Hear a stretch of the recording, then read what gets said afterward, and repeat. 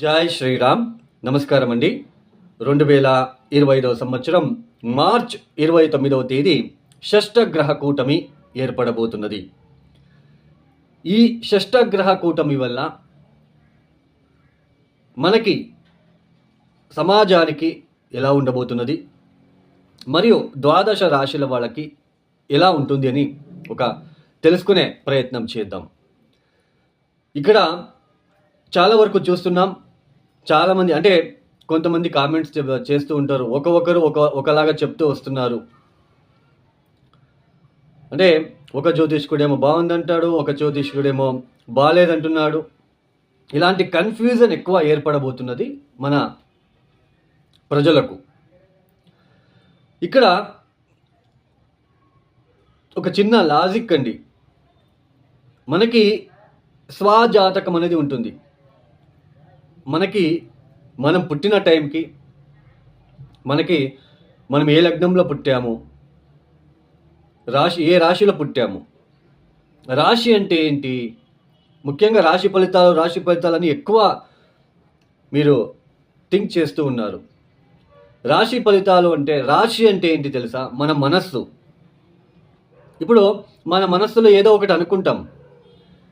రాత్రి పడుకునేటప్పుడు రేపు సాయంత్రం లోపు నేను ఆఫీస్లో ఇంతవరకు చేయాలి అని మీరు మనసులో వచ్చేస్తుంది. ఓకే, ఉదయాన్నే మీరు ఆఫీస్కి బయలుదేరుతారు.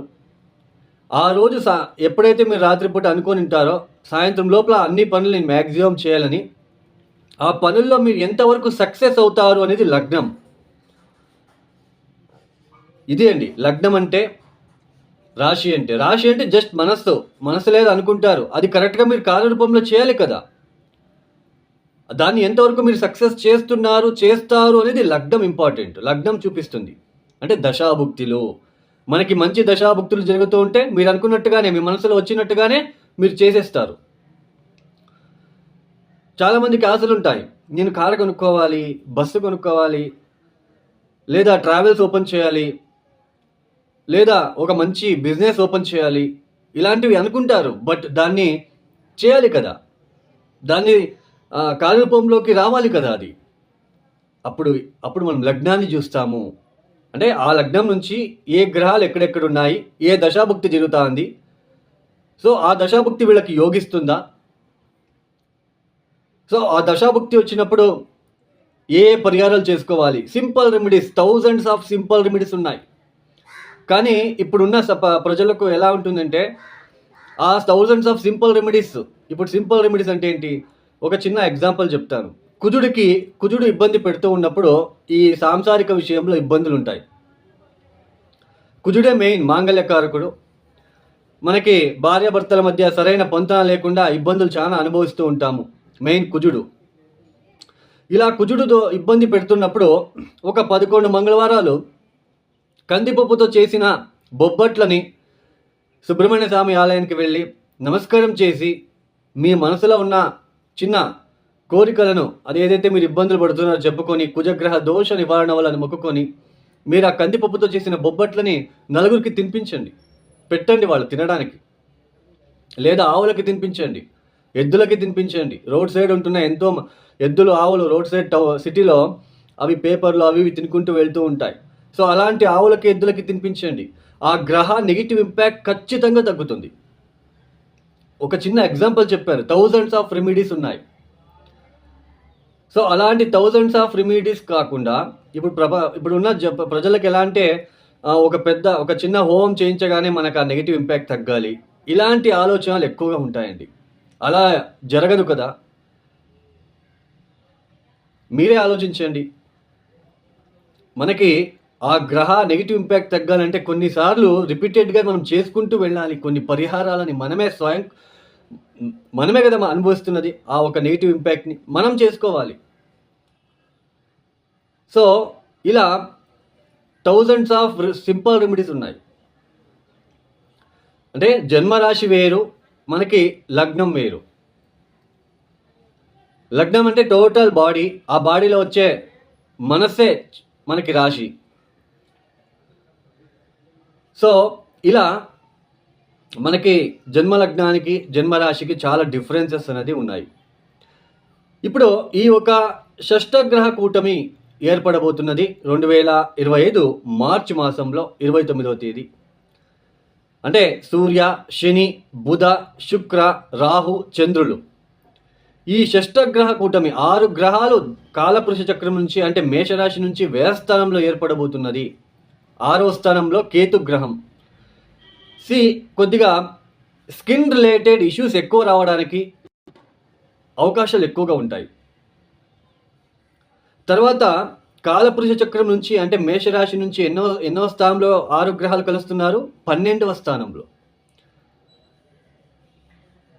నిద్రాహీనత కనిపిస్తూ ఉంటుంది జనాల్లో, అంటే ప్రజల్లో నిద్రాభంగము, కంటికి సంబంధించిన ఏదైనా ఇన్ఫెక్షన్ లాంటిది క్రియేట్ అవ్వడానికి అవకాశాలు ఉంటాయి.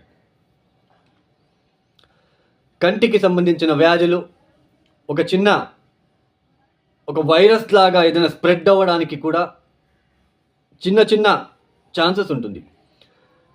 అంటే మనకు ఆల్రెడీ వస్తూ ఉంటుంది, కంటికి వస్తే అద్దాలు పెట్టుకుంటాము, అది వైరస్ లాగా ఆ కన్ను ఎవరికైతే కంటికి ఇబ్బందులు ఫేస్ చేస్తూ ఉంటారో ఆ కన్నుని ఇంకొకరు బాగున్న వ్యక్తి చూస్తే వాళ్ళకు కూడా వైరస్ లాంటిది మనకి స్ప్రెడ్ అవుతుంది.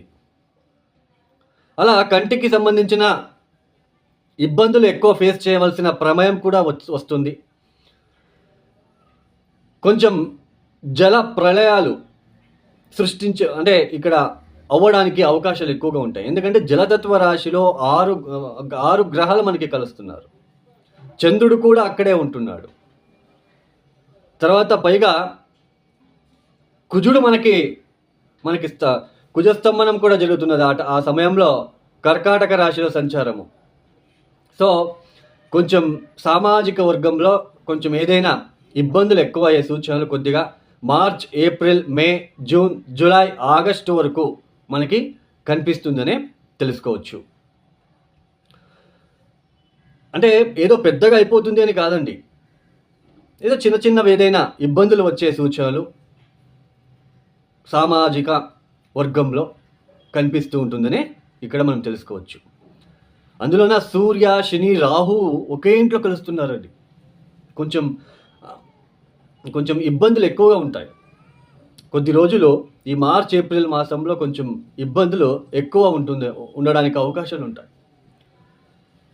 ఈ ఒక షష్టగ్రహ కూటమి వల్ల మనకి 12 రాశుల వాళ్ళకి ఎలాంటి ఫలితాలు రాబోతున్నాయని మనం కొద్దిగా తెలుసుకుంటూ వెళ్తామండి. ఇక తదుపరి రాశి వృశ్చిక రాశి. ఈ వృశ్చిక రాశి వాళ్ళకి ఈ షష్టగ్రహ కూటమి అనేది 5వ స్థానంలో జరగబోతున్నది.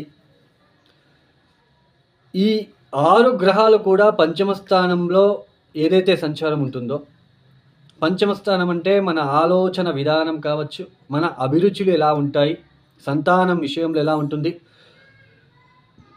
తర్వాత మనకి ముఖ్యంగా మన మైండ్ అనేది ఇతరుల గురించి ఎలా ఆలోచిస్తుంది, అంటే మనం జెలసీగా ఫీల్ అవుతున్నామా లేదా, ఇవన్నీ కూడా 5వ స్థానం. తర్వాత మన బుద్ధి ఎలా ఉంటుంది అంటే ఆలోచన విధానం.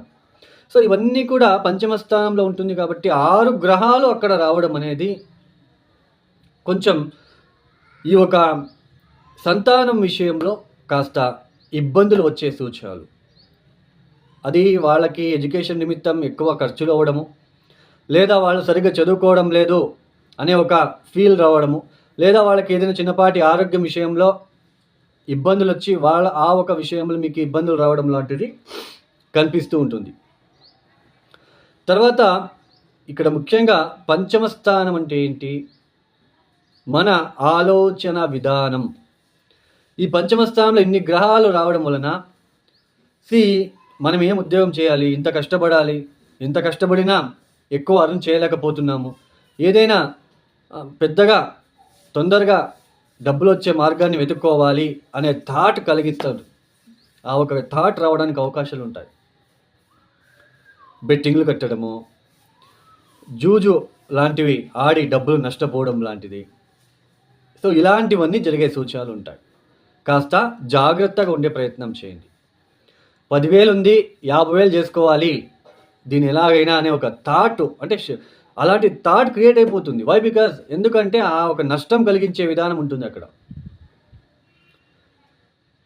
కర్మానుసారంగా మన గ్రహస్థితి అని చెప్తాం.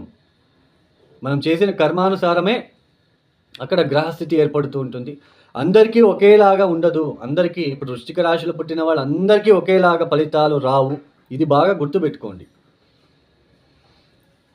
సో పంచమ స్థానంలో 6 గ్రహాలు కలుస్తున్నారు కాబట్టి ఆలోచించే విధానం జాగ్రత్త. ఇన్వెస్ట్మెంట్, షేర్ మార్కెట్ కూడా పంచమ స్థానమే. ఇన్వెస్ట్మెంట్ చేసే విషయంలో జాగ్రత్త. ట్రేడింగ్, బిజినెస్ చేసేవాళ్ళు జాగ్రత్త. సంతానం విషయంలో కొద్దిగా కేర్ తీసుకోవడానికి ప్రయత్నాలు చేసుకోండి. నెగిటివ్ థాట్స్ వచ్చినప్పటికీ వాటిని కంట్రోల్ చేసుకోవడానికి ప్రయత్నాలు చేసుకోండి. కొంచెం బియ్యం లాంటివి డొనేషన్ ఇవ్వండి. ఎక్కడైనా అన్నదానం చేస్తూ ఉంటారు కదా, అక్కడ ఒక 25 కేజీ ప్యాకెట్లు లేదా మీ శక్తి అనుసారంగా ఎక్కడైనా సరే మీరు ఆ బియ్యాన్ని డొనేషన్ ఇవ్వడానికి ప్రయత్నం చేయండి. తర్వాత కాలభైరవేశ్వర అష్టకం వినడం, కాలభైరవేశ్వర గాయత్రి మంత్రం చదువుకోవడము, ముఖ్యంగా సుబ్రహ్మణ్య ఆరాధన చేసుకోవడము, ఇది మీకు మంచి ఫలితాలు ఇస్తుంది. ఈ ఒక వీడియో మీకు నచ్చితే లైక్ చేయండి, షేర్ చేయండి, సబ్స్క్రైబ్ చేసుకోండి. సర్వే జనో సుఖినో భవంతు. ధన్యవాదములు. జై శ్రీరామ్.